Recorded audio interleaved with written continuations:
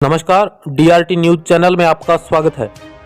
बाड़मेर जिले की धनाऊ पंचायत समिति के अंतर्गत ग्राम पंचायत दीनगढ़ के वर्तमान सरपंच श्रीमती तुलसी देवी व उनके प्रतिनिधि कृष्णाराम ने अपने बीत चुके कार्यकाल में पंचायत के किन किन मुद्दों एवं किन किन विकास कार्यों को प्राथमिकता दी है एवं शेष बचे कार्यकाल में पंचायत के किन किन विकास कार्यों को धरातल पर लाकर विकास की क्रांति लाएंगे। आइए सुनते हैं डीआरटी न्यूज चैनल की यह विशेष वार्ता। नमस्कार, मैं Shivlal Khichi DRT news Diwakar Rajasthan Times newspaper से। आज हम पहुंचे हैं पंचायत समिति धनाऊ, उसकी ग्राम पंचायत है अपने दीनगढ़। सरपंच श्रीमती तुलसी देवी, उनके जनप्रतिनिधि है श्रीमान जी कृष्णाराम जी चौधरी। इनसे खास मुलाकात के अंदर बात करेंगे जो भी 2.5-3 साल का कार्यकाल गुजरा, कैसा रहा, जनता का प्यार कैसे मिला। सर नमस्कार। नमस्कार। पहले सर हमारी पूरी टीम की तरफ से बहुत बहुत बधाई हो आपको 2.5 साल निकले पे। आपको भी बहुत बहुत बधाई, और खासकर बधाई तो मैं मेरे गांव वालों को देना चाहता हूं जिन्होंने मुझे और मेरे परिवार को ये महत्वपूर्ण जिम्मेदारी दी जी। और मेरे जो युवा साथी है जिन्होंने दिन रात मेहनत करके मुझे मेरे परिवार को इस मुकाम पर पहुंचाया, और उसके बाद में भी समय समय पर उन्होंने मुझे सहयोग किया, मेरे परिवार को सहयोग किया जी। और गाँव के विकास के लिए हर वक्त गांव के युवा मेरे साथ रहे। जी सर, पहले मैं जानना चाहूँगा आपका परिचय और राजनीतिक कैरियर थोड़ा बताइए। सर मेरा नाम किशन दत्तरवाड़ है जी। मेरे पिताजी तुलसाराम जी 2010 से 15 तक इसी क्षेत्र से निर्विरोध पंचायत समिति सदस्य रहे थे। जी। इससे पहले भी उन्होंने ग्राम सेवा सहकारी समिति आलमसर के अंदर उन्होंने डायरेक्टर के पद पर भी वो रहे थे। जी। और मेरा जीवन जो है छात्र जीवन से ही मैं राजनीति के अंदर मेरी रुचि थी। जी। और सबसे पहले मैं 1990 के अंदर छात्र राजनीति के अंदर मैं सक्रिय हुआ। जी। और जाट नवयुग मंडल एक संगठन बनाया और हमने किसान छात्रावास जी चौहटन के अंदर जी उसका उस समय इनका बोर्ड का गठन करके शुरू हुई थी। जी। उस समय से राजनीति के अंदर मेरा दिलचस्पी थी और मैं लगातार राजनीति में हूँ। जी। और उसके बाद में पढ़ाई पूरी होने के बाद में मैं गुजरात चला गया। वहाँ पर मेरा परिवार गरीब था, इतनी हमारी पोजीशन अच्छी नहीं थी, इसलिए हमने बोरी का धंधा किया, हमाले का काम, जिसको हमने डीसा गंज के अंदर भी किया, पांतावाड़ा गंज मार्केट है वहाँ पर भी किया, और सीतपुर के अंदर इसबगोल की फैक्ट्री है वहाँ पर भी हमने काम किया। और उसके बाद में मैंने देखा कि भाई ये हमारे का काम है, ये करने से तो हमारा कोई जीवन निकलने वाला नहीं है। तो हमने उसके बाद में मैंने यहाँ पर गांव में एक चक्की, आटा चक्की, किराना की दुकान और साथ में राशन की दुकान शुरू की। और फिर हम गांव वालों के संपर्क में लगातार रहे और गांव वालों का भरपूर प्यार मिला, सहयोग मिला, इसकी बदौलत हम इस मुकाम तक पहुँच पाए। जी।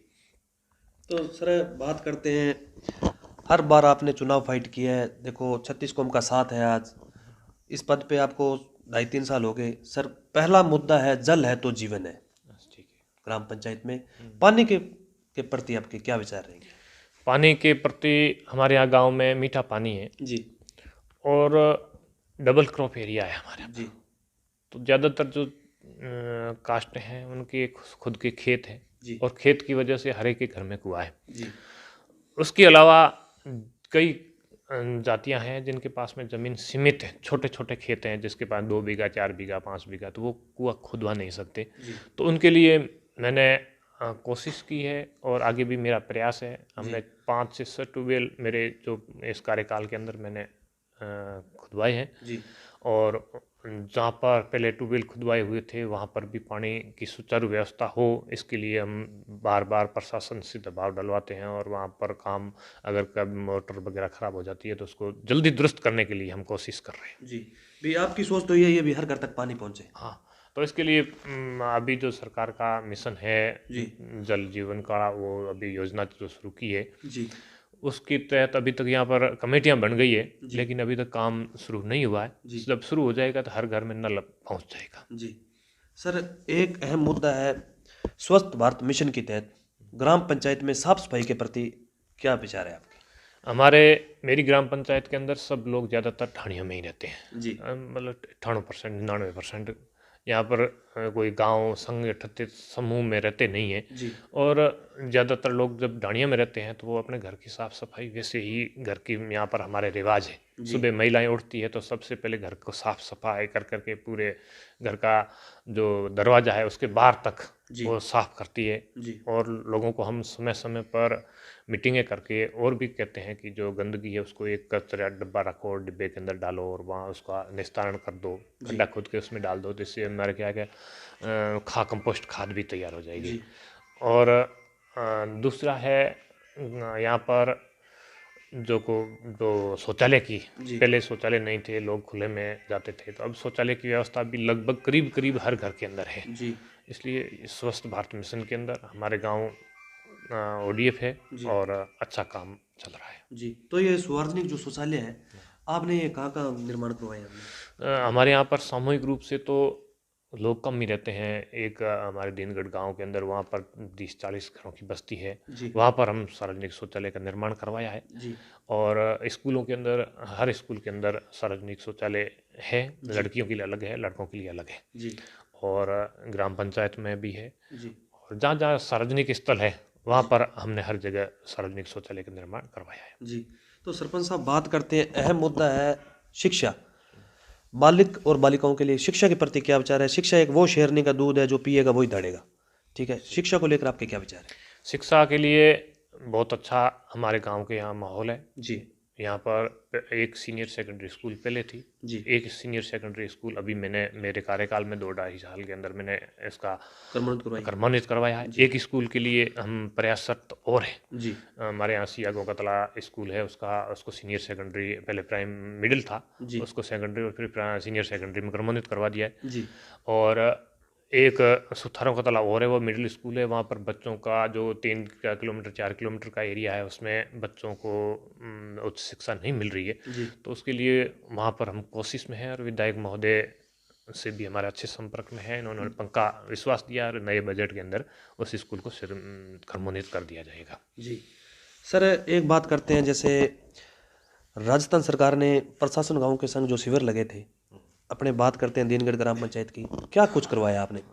प्रशासन गांव के संग अभियान के अंदर हमने जो खेत थे, जो सामूहिक रूप से किसानों का खेत है, बड़ा रकबा था, तो उसके बंटवारे करवाए। जी हमारे यहाँ करीबन इससे लाभान्वित 250 से ज़्यादा किसान हुए थे। जी दूसरा हमने करवाया यहाँ पर रास्ते की समस्या है, जी तो रास्ते की समस्या का समाधान करने के लिए हमने सामूहिक रूप से जहाँ रास्ता निकलता है उस लोगों को इकट्ठा करके जी उनको बिठा करके समझाइश करके जी उनके खेत की जो दो खेतों के बीच का जो जगह है, जी 10 फुट ये दे दे, 10 ये फुट दे दे, जी और इस तरह से हमने रास्ते बनवाए हैं। जी और करीबन 15 से 20 किलोमीटर के छोटे छोटे टुकड़े कुल मिलाकर के जोड़ते हैं तो इतना हमने रास्ते कटान करवा दिए हैं। जी और अभी नरेगा के अंदर नई सेक्शनें अभी रुकी हुई हैं, जब से ये शुरू हो जाएगी तो इसमें हम ग्रेवल डाल करके जी वहाँ पर हर घर तक रास्ता पहुँचाने की कोशिश कर रहे हैं। जी।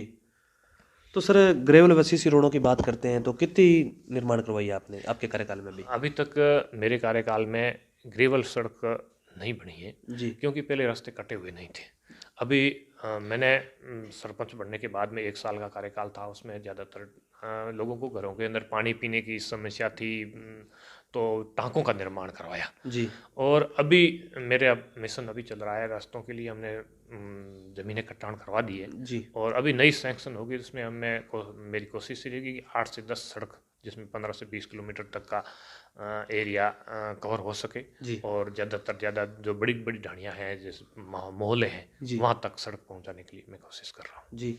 सर, एक बात करते हैं PM आवास, आपके कार्यकाल में कितने निर्माण हुए अभी और कितने पेंडिंग में चल रहे हैं? PM आवास के अंदर एक समस्या है, हमारे यहाँ पर सिर्फ अभी नई जो 2017 वाली लिस्ट है उसमें सिर्फ 80 आवास ही सैंक्शन हुए। जी उसमें क्या है कि करीबन 450 आवास जिन लोगों को वो वो हकदार थे, जी फिर भी पीछे रह गए, क्योंकि उस समय ये उनको जियो टैग नहीं किया था। जी ग्राम सेवक जो वहाँ पर उस समय था, सरकार का कोई स्पष्ट निर्देश भी नहीं था, तो इसलिए उनको ऑनलाइन जियो टैग उन लोगों की नहीं की, इसलिए वो वंचित रह गए।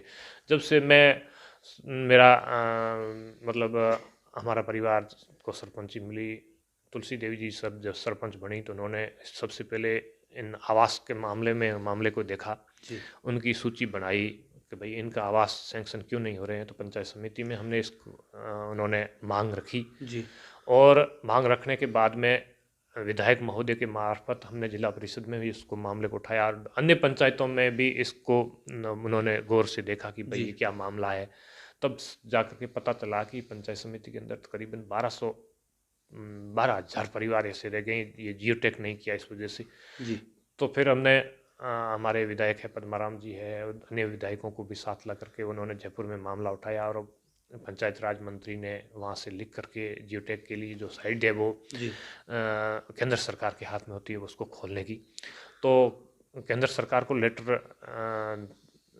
लिखा, उसके बाद में काफ़ी टाइम ज़्यादा हुआ नहीं किया, तो फिर उन्होंने रिमाइंड लेटर भी 2-3 बार लिखा है। जी और मेरा केंद्र सरकार के जो मंत्री है उनसे भी हमारा निवेदन है कि गरीब लोग हैं उनको मकान के वो वाकिफ हकदार हैं, जी और मेरी पंचायत के भी 450 लोग ऐसे हैं वो इस प्रधानमंत्री आवास से वंचित रह रहे हैं। जी तो उसको साइट को दोबारा खोले और इनका जियोटेक हो और इस सूची में इनका नाम आए और उनको भी आवास उपलब्ध हो, जी इसी में कामना करता हूँ। जी सर, बात करते हैं आगे। 2023 आ रहा है, 36 कौम ने मिलकर आपको चुनाव जिताया, 2.5-3 साल का कार्यकाल गुजर गया, आगे भी कार्यकाल पड़ा है अभी आपका। क्या संदेश देना चाहते हो नए साल पे? नए साल के लिए मेरा संदेश है कि सभी लोग अमन चैन से रहें, भाईचारे से रहें, जी और आपसी मनमुटाव कम रखें। कोई हो जी तो उसको अपने आप बैठ करके उसको अपने घरों में जी बैठ करके बड़े बुजुर्गों की सलाह से उसको निपटा दे। जी पुलिस के मामले में न पड़े, जी और राजनीति के अंदर भी न पड़े, क्योंकि राजनेता लोग हैं वो उनका मकसद होता है कि अगर दो भाई हैं वो आपस में लड़ते हैं जी तो लड़ेंगे तो एक मेरी तरफ आ जाएगा, वो दूसरी की तरफ है तो वो एक मेरी तरफ आएगा, एक उनकी तरफ आएगी। इस तरह की उनकी नीतियाँ होती है, तो जी उनके चक्कर में भी न पड़े, और आपसी सलाह मशवरा करके कोई भी जो मामला है उसको निपटाए, ताकि गांव के अंदर अमन और शांति रहे। जी यही संदेश है मेरा। धन्यवाद सरपंच साहब, आपने हमें 10 मिनट टाइम दिया, धन्यवाद आपका।